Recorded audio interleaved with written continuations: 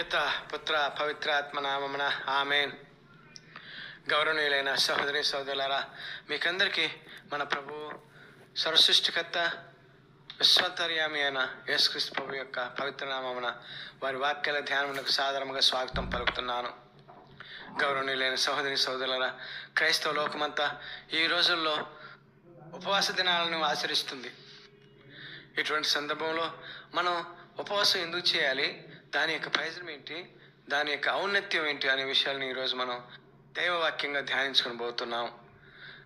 ఈనాటి సువిశేషం యొక్క ముఖ్య అంశము ఉపవాసము ప్రాధాన్యత, దాని యొక్క ఉద్దేశాలు.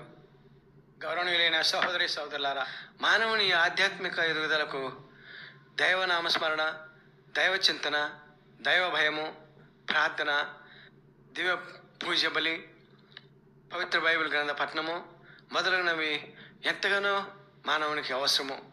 వీటన్నిటినీ మనిషి రెండు విధాలుగా నిర్వర్తిస్తాడు. వాటిలో మొదటిది ప్రార్థన. ఈ ప్రార్థన కూడా రెండు రకాలు. వాటిలో మొదటిది వ్యక్తిగత ప్రార్థన, రెండవది సామూహిక ప్రార్థన లేక సంఘ ప్రార్థన. దివ్య పూజ వల్ల కూడా రెండు రకాలు ఉన్నాయి. వ్యక్తిగత దివ్యబలి పూజ, రెండవది సాంఘిక దివ్యబలి పూజ. వ్యక్తిగత దివ్య బలి పూజను సామాన్య రోజుల్లో గురువులు మాత్రమే వ్యక్తిగతంగా చేసుకుంటారు. ఈరోజు మన ప్రభువు ఈ ప్రార్థన విధానంలో ఉపవాస ప్రార్థన విధానం గురించి తెలుసుకోమంటున్నారు. కాబట్టి ఈ ఉపవాస ప్రార్థన గురించి తెలుసుకోవడానికి ప్రయత్నం చేద్దాం. ముఖ్యంగా ఈ రోజుల్లో క్రైస్తవ లోకం 40 రోజులు తప్పనిసరిగా ఉపవాస ప్రార్థన చేస్తారు. మనము ఎటువంటి ప్రార్థన చేసినా కూడా ఆ ప్రార్థనలో వివిధ ఉద్దేశాల కొరకు చేస్తూ ఉంటాము. అలాగే ఈ ఉపవాస ప్రార్థనలు కూడా వివిధ ఉద్దేశాలతో చేస్తాము. ఆ ఉద్దేశాలు 3 రకాలుగా ఉంటాయి. మొదటి ఉద్దేశము ప్రతి వ్యక్తి వ్యక్తిగతంగా పాప మన్నింపు కొరకు చేస్తాడు. రెండవది వ్యక్తిగతంగా భౌతిక అవసరాల కొరకు చేస్తాడు, ఉదాహరణకు మంచి ఆరోగ్యం కొరకు. మూడవది వ్యక్తిగతంగా ఆధ్యాత్మిక ఎదుగుదల కొరకు చేస్తాడు. ఇప్పుడు ఈ ఉపవాస ప్రార్థనను మనం పవిత్ర బైబిల్ గ్రంథం నుంచి ఉదాహరణలు కొన్ని తీసుకొని ఎవరెవరు వ్యక్తిగత పాప మన్నింపు కొరకు చేశారు, ఎవరెవరు వ్యక్తిగత ఆధ్యాత్మిక భౌతిక అవసరాల కొరకు చేశారు, మూడవది ఎవరెవరు ఆధ్యాత్మిక ఎదుగుదల కొరకు చేశారు వివరంగా తెలుసుకుని ఆ ఉపవాస ప్రార్థన ద్వారా వాళ్ళు పొందినటువంటి మేలు గురించి కూడా తెలుసుకుందాం. ఇప్పుడు వ్యక్తిగత పాప మన్నింపు ఉపవాస ప్రార్థన. ఈ వ్యక్తిగత పాప మన్నింపు ప్రార్థన కూడా రెండు రకాలుగా ఉన్నాయి. వాటిలో మొదటిది వ్యక్తిగత పాప మన్నింపు ప్రార్థన, రెండవది సంఘం యొక్క పాప మన్నింపు ప్రార్థన. పవిత్ర బైబిల్ గ్రంథం ప్రకారము వ్యక్తిగత పాప మన్నింపు ప్రార్థన చేసిన వారు అహాబు రాజు, దానియేలు ప్రవక్త, ఎజ్రా ప్రవక్త మరియు దావీదు మహారాజు. ఇక సామూహిక లేక సంఘ ఉపవాస పాప మన్నింపు ప్రార్థనలు చేసిన వారు నినివే పట్టణ ప్రజలు మరియు ఇజ్రాయేల్ ప్రజలు. ఇప్పుడు వ్యక్తిగత పాప మన్నింపు కొరకు ఉపవాస ప్రార్థన చేసిన వారిని గురించి విడివిడిగా ఒకరి గురించి తెలుసుకుందాం. మొదటిగా అహాబు రాజు. ఈ అహాబు రాజు యొక్క వ్యక్తిగత ఉపవాస ప్రార్థనను రాజుల మొదటి గ్రంథము 22వ అధ్యాయము 27వ వచనం నుంచి 29వ వచనం మనం చదువుతాం.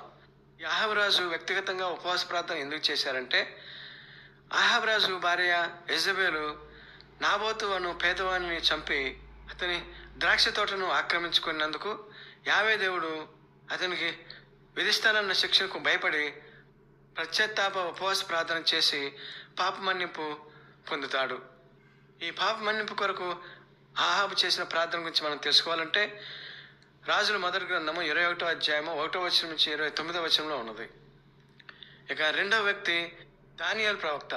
దానియేలు ప్రవక్త 3 తడవలు 3 ఉద్దేశాలతో ఉపవాస ప్రార్థన చేస్తాడు. వాటిలో మొదటిది దానియేలు గ్రంథము 9వ అధ్యాయము 1వ వచనంలో అహస్వేరోషు కుమారుడు దర్యావేషు రాజు బాబిలోనియాను పరిపాలించే కాలంలో మొదటి సంవత్సరంలో దానియేలు పవిత్ర గ్రంథము చదువు సమయంలో తండ్రి దేవుడు యిర్మీయా ప్రవక్త ద్వారా చెప్పినట్లు యెరూషలేము నగరము 70 సంవత్సరాలు శిథిలమై ఉంటుందని చెప్పిన విషయాలను గురించి ఆలోచించి దానియేలు ప్రవక్త ఉపవాస ప్రార్థన చేస్తూ ఇశ్రాయేల్ ప్రజల పాప మన్నింపుకు తండ్రి దేవుని వేడుకుంటాడు. రెండవ తడవ చేసినటువంటి ఉపవాస ప్రార్థన ఉద్దేశము దానియేలు గ్రంథము 10వ అధ్యాయము 2వ వచనం నుంచి 3వ వచనం వరకు ఉంటుంది. ఈ తడవు దానియేలు ప్రవక్త 21 రోజులు ఉపవాసంను చేస్తాడు. ఈ ఉపవాసం యొక్క ఉద్దేశం ఏమిటంటే తండ్రి అయిన యెహోవా దేవుడు చూపించిన దర్శన భావమును గ్రహించుటకు ఉపవాసం చేస్తాడు. మూడవ ఉపవాసము దానియేలు గ్రంథము 1వ అధ్యాయము 8వ వచనం నుంచి 16వ వచనంలో మనం చదివి తెలుసుకుంటాం.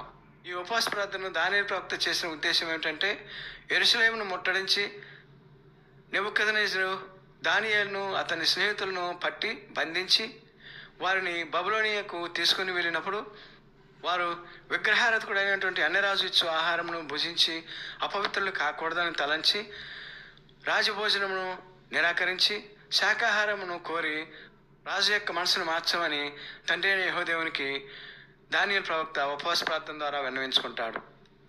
ఇక ఉపవాస ప్రార్థన చేసినటువంటి మూడో వ్యక్తి ఎజ్రా ప్రవక్త. ఈ ఎజ్రా ప్రవక్త చేసిన ఉపవాసం గురించి ఎజ్రా గ్రంథము 10వ అధ్యాయము 1వ వచనం నుంచి 6వ వచనంలో మనం చదువుతాం. ఎజ్రా ప్రవక్త ఉపవాస ప్రార్థన చేసిన ఉద్దేశాన్ని మనం తెలుసుకోవడానికి ప్రయత్నం చేద్దాం. ఎజ్రా ప్రవక్త కాలంలో ఇజ్రాయెల్ ప్రజలు బాబిలోనియా ప్రవాసం నుండి వచ్చిన పిమ్మట ఎజ్రా ప్రవక్త ప్రవాసంలో ఉన్న కాలంలో ఇజ్రాయెల్ ప్రజలు అన్య జాతులను వివాహమాడి పవిత్ర జాతి అయినటువంటి ఇజ్రాయెల్ జాతి అపవిత్రపడిందని ఇజ్రాయెల్ చేసిన ఆ పాపమునకు మన్నింపుగా పశ్చాత్తాపడుతూ ఉపవాస ప్రార్థన చేశాడు. వ్యక్తిగత ఉద్దేశాలతో ఉపవాస ప్రార్థన చేసినటువంటి 4వ వ్యక్తి దావీదు మహారాజు. దావీదు మహారాజు చేసినటువంటి ఉపవాస ప్రార్థన గురించి మనం 2వ సామూయేలు గ్రంథము 12వ అధ్యాయంలో చదువుతాం. ఈ దావీదు మహారాజు వ్యక్తిగత ఉపవాస ప్రార్థనను 2 సార్లు 2 ఉద్దేశాలతో చేస్తాడు. మొదటి ఉపవాస ప్రార్థన దావీదు మహారాజు 2 కారణాల వలన చేస్తాడు. మొదటి కారణము వ్యభిచారము, రెండవ కారణము నరహత్య. తాను చేసినటువంటి ఈ 2 పాపాలను తండ్రి అయిన యెహోవా దేవుడు నాతాను ప్రవక్త ద్వారా దావీదు మహారాజుకు ఎరుగపరిచినప్పుడు దావీదు మహారాజు దుఃఖ సముద్రుడై ఉపవాస ప్రార్థన చేయగా దేవుడు క్షమించారు. ఈ విషయాన్ని కీర్తన గ్రంథము 35వ అధ్యాయము 12వ వచనం నుంచి 14వ వచనంలో ఉంటుంది. ఇక దావీదు మహారాజు 2వ ఉపవాస ప్రార్థన చేయడానికి ప్రధాన కారణము కీర్తన గ్రంథము 51వ అధ్యాయము 1వ వచనం నుంచి 19వ వచనంలో మనం చదువుతాం. దీని యొక్క ఉద్దేశం ఏమిటంటే సౌలు చక్రవర్తి అనారోగ్యంతో ఉండగా సౌలు చక్రవర్తి ఆరోగ్యం కొరకై దావీదు ఉపవాస ప్రార్థన చేస్తాడు. గౌరవనీయులైన సహోదరి సహోదరులారా, దావీదు మహారాజు 2 సార్లు చేసిన ఉపవాస ప్రార్థన యొక్క ముఖ్య ఉద్దేశాలు. ఈ 2 ఉపవాస ప్రార్థనలోనూ దావీదు మహారాజు ఎంతో మనస్తాప హృదయుడై వినయంతో తండ్రి దేవునికి ఉపవాస ప్రార్థన చేసి క్షమను పొందుతాడు, దీవెనలు పొందుతాడు. పవిత్ర బైబిల్ గ్రంథము నూతన నిబంధనకు వచ్చినట్లయితే నూతన నిబంధనలో 2 వ్యక్తులు వ్యక్తిగత ఉపవాస ప్రార్థన చేసినట్లు మనం చదువుతాం. వారిలో మొదటి వారు క్రీస్తు ప్రభు, రెండవ వ్యక్తి పునీత పౌలు గారు. క్రీస్తు ప్రభు యొక్క ఉపవాస ప్రార్థన గురించి రేపు ఆదివారం రాబోయే సందేశంలో తెలుసుకుందాం. ఇప్పుడు పునీత పౌలు గారు ఏ ఉద్దేశంతో వ్యక్తిగత ఉపవాస ప్రార్థన ఎందుకు చేశారో తెలుసుకుందాం. పౌలు గారు వ్యక్తిగత ఉపవాసం చేసిన ప్రార్థన విధానంను మనం అపోస్తల కార్యాలు 9వ అధ్యాయము 9వ వచనంలో తాను పరివర్తన పొందిన సమయంలో దైవదర్శనం పొందిన పిమ్మట దమస్కస్సునకు కొనిపోబడిన పిమ్మట అచ్చట 3 రోజులు ఉపవాసం చేశాడు. అదేవిధంగా అపోస్తల కార్యాలు 13వ అధ్యాయము 3వ వచనంలో కూడా పునీత పౌలు గారు ఉపవాస ప్రార్థన చేసినట్లు చదువుతాం. ఆ ఉపవాస ప్రార్థన చేసిన ఉద్దేశం ఏమిటంటే పౌలు గారు సువార్త ప్రచారానికి వెళ్తున్న సమయంలో తాను ఇంకా మిగిలిన వారు పడవలో ప్రయాణం చేస్తున్న సమయంలో తుఫానులో చిక్కున్నప్పుడు పౌలు గారు 14 రోజులు ఉపవాస ప్రార్థన చేశారు. ఆ తర్వాత పునీత పౌలు గారు క్రీస్తు ప్రభు పిలుచుకున్న పిమ్మట అననీయను కలిసి బాప్తిస్మం పొందిన పిమ్మట అరేబియాకు వెళ్ళి 3 సంవత్సరములు అక్కడ తపో జీవితం జీవించి తిరిగి దమస్కస్సునకు వస్తాడు. ఆ సమయంలో తాను పొందినటువంటి సువార్త జ్ఞానమును ప్రత్యక్షంగా క్రీస్తు ప్రభు నుండి పొందితిని అని గలతీ పత్రిక 2వ అధ్యాయము 16వ వచనం నుంచి 18లో తెలుపుతారు. వీరు గౌరవనీయులైన సహోదరి సహోదరులారా, పవిత్ర బైబిల్ గ్రంథంలో వ్యక్తిగతంగా ఉపవాస ప్రార్థన చేసి పాప మన్నింపు పొంది మేలు పొందినటువంటి వ్యక్తులు. దీన్ని బట్టి మనం అర్థం చేసుకోవాలి. గౌరవనీయులైన క్రైస్తవ సహోదరి సహోదరులారా, ఉపవాస ప్రార్థన ప్రతి క్రైస్తవుడికి క్రైస్తవేతరులకి ఎంత ఉపయోగమో, వ్యక్తిగత ప్రార్థన ద్వారా దేవుడు ఎంతగా వారిని దీవిస్తారో, ఉపవాస ప్రార్థన ద్వారా దేవుడు ఎంతగా వారికి తన జ్ఞానంతో నింపుతారో తెలుసుకున్నాం. అంతేకాకుండా వ్యక్తిగత ఉపవాస ప్రార్థన ద్వారా వ్యక్తులు తండ్రి అయిన యెహోవాదేవునికి దగ్గర అవుతారు అనే సత్యము సుస్పష్టం. గౌరవనీయులైన సహోదరి సహోదరులారా, మరి ఉపవాస దినముల్లో మనం చేసేది మనం వ్యక్తిగత ప్రార్థన, సాంఘిక ప్రార్థన మొదలగు విషయాలు మనం తెలుసుకొని, వ్యక్తిగత ప్రార్థన అయితే దేవుని వ్యక్తిగతంగా విన్నవించుకుంటూ మేలులు, దైవ దీవెనలు, దైవ జ్ఞానము, వ్యక్తిగత జీవిత పరివర్తన పొందే భాగ్యాన్ని మనకు ప్రసాదించమని తండ్రి అయిన యెహోవాదేవుని కొద్దిపాటి ప్రార్థన ద్వారా వేడుకుందాం. పిత పుత్ర పవిత్రాత్మ నామమున ఆమేన్. తండ్రి యెహోవాదేవా, పాపులమైన మేము మీ పవిత్ర పాద సన్నిధికి వచ్చి మేము శరణొచ్చే ఈ సమయంలో మాపై జాలి చూపించండి.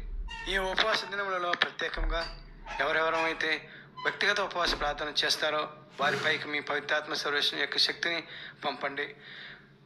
ఈ ఉపవాస ప్రార్థన చేస్తున్నటువంటి ప్రతి వ్యక్తి తన యొక్క వ్యక్తిగత పాప జీవితాన్ని మీ పవిత్ర పాద సన్నిధిని సమర్పించుకొని ఆ పాపాల నుండి విముక్తి పొంది మా రక్షకుడును మీ కుమారుడైన యేసయ్య ఇచ్చినటువంటి పవిత్ర రక్షణ కార్యంలో భాగస్థులయ్యి మేము కూడా మిమ్మల్ని మహిమపరుచుకునే విధానంలో సహాయం చేయమని మా నాథును మీ కుమారుడైన యేసయ్య ద్వారా మేము బ్రతిమాలి ప్రార్థిస్తున్నాం తండ్రి. ఆమెన్.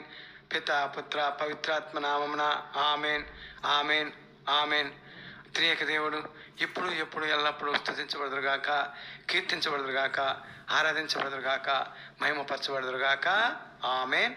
గౌరవనీయులైన సహోదరి సహోదరులారా, మరొక మనవి, దయచేసి ఈ యొక్క యూట్యూబ్ ఛానల్ను లైక్ చేసి సబ్స్క్రైబ్ చేసుకొని దైవవాక్య ప్రచారంలో మీరు కూడా భాగస్థులు కావాల్సిందిగా మిమ్మల్ని హృదయపూర్వకంగా కోరుతున్నాను. దేవుడు మనల్ని అందరినీ దీవించి కాచి కాపాడుదురుగాక. ఆమెన్.